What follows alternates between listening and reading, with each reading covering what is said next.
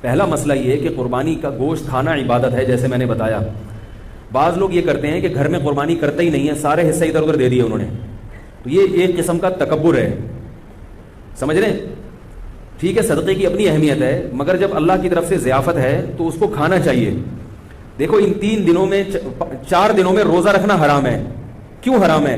کیونکہ روزہ رکھ کے آپ گوشت نہیں کھا سکتے قربانی کا.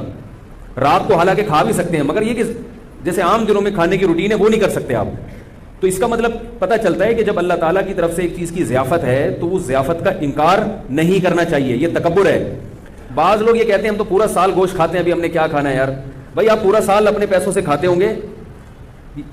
دیکھو ہم پورا سال پانی پیتے ہیں نا، لیکن مکہ جب جاتے ہیں اور زمزم پیے بغیر واپس آ جائیں تو یہ بہت بڑی حماقت ہے یا نہیں ہے بھائی؟ وہاں جا کے پیتے بھی ہیں اور بھر بھر کے گھروں میں بھی لے کر آتے ہیں. کیوں لے کر آتے ہیں؟ اس لیے کہ وہ پانی اور اس پانی میں فرق ہے. وہ پانی پلانے والا کون ہے؟ اللہ ہے. یہ بھی اللہ ہی پلا رہا ہے، مگر اس کی نسبت اللہ اپنی طرف نہیں کر رہا.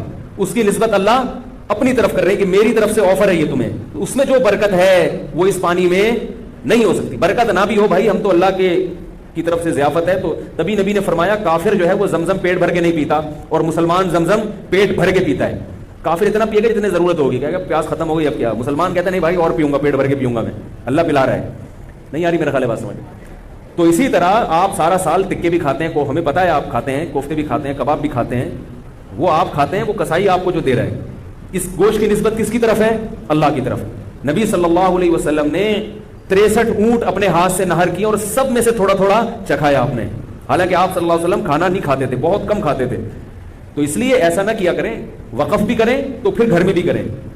اگر آپ نے صدقے کی قربانی کرنی ہے تو پھر ایک حصہ صدقہ کر دیں اور ایک حصہ، مطلب کہ گھر میں گوشت آنا چاہیے. کہنے کا مقصد ہے تھوڑا آئے زیادہ آئے، گھر میں بہرحال آنا چاہیے. پھر بے شک غریبوں کا بھی حق ہے. غریبوں کے لیے جو مالدار لوگ ہوتے ہیں وہ زیادہ قربانی کرتے ہیں، کبھی اتنے حصے غریبوں میں بانٹ دیں گے اور ایک آدھ حصہ گھر کے لیے رکھ لیں. تو گھر میں کچھ نہ کچھ گوشت لازمی آنا چاہیے. سمجھ رہے ہو؟ دوسرا مسئلہ